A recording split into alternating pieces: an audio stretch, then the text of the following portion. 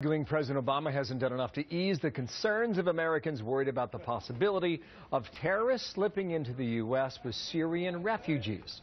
This is a hot issue again today. Ohio Congressman Brad Wenstrup just wrote a piece about it, his position.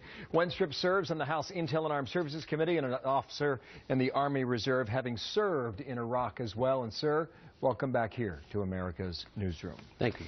You wrote a piece this week. In part, this is what you say. There is a clear security risk. So many Americans pause. It is not a hate or fear of outsiders, as some have falsely ascribed, but a genuine recognition that ISIS is attempting to shift the battlefield. Now you have your chance to explain yourself. Why do you oppose this program?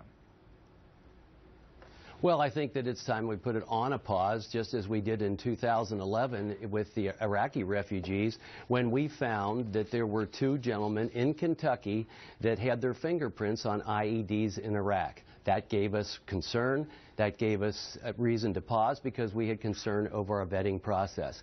The same situation occurs right now where you see the FBI and Homeland Security directors both saying that we don't have a vetting process in place. The American people are concerned. This is a leadership issue, as Mr. Giuliani pointed out, and it's not a time when you take the concerns of the American people and ridicule it. You need to make people assured that we are doing everything we can to keep Americans safe. So, but you know what the president's position is. He's not going to stop this at the moment if he can help it. The House passed overwhelmingly a bill to prevent it. We'll see what happens in the Senate. He's threatened a veto, but the House vote looks like they have enough votes to override that veto. But the point you're making is that this has already been put on pause, and it happened a few years ago by this administration for a period of 6 months. Explain. Well, they did it for the reasons that I stated, that there was a concern that our vetting process wasn't very good and we were allowing terrorists to come into our country. That is the same concern today. And to act like it didn't happen a few years ago and that somehow we're bad people is totally wrong. What we want right now, it's not a Republican narrative. You saw the bipartisan vote last week in the House. This is an American narrative. It's about our own national security, and we want the president to lead on that and not act like nothing's wrong. Because, frankly, the scenario you might want isn't always the scenario you get, and you have to be able to adapt to it, and we have to be smart and be safe. And they might call you heartless. And, again, you've heard the line widows and orphans.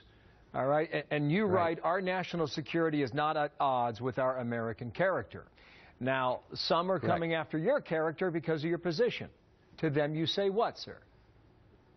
Well, it's not at odds with our character. I don't want Americans to have more widows and orphans as a result. But also, I'm a person who's actually had Iraqi refugees, if you will, in my home. They are now in the United States. One has become a citizen. These are people that I worked with in Iraq. I worked with them for a year. I basically vetted them and signed off for them as a military officer to come to the United States. And so the process isn't heartless. It's not about being heartless. It's about doing it right, and so that we don't create greater problems for everyone involved. Because actually, if we have a mishap bill, this program's really going to go away. Brad Wenstrup, the congressman from Ohio. Thanks for coming in today, and we'll see what happens on this issue after the holiday. Thank you, sir, for your time. Thank you, Bill. Today. You bet. Some new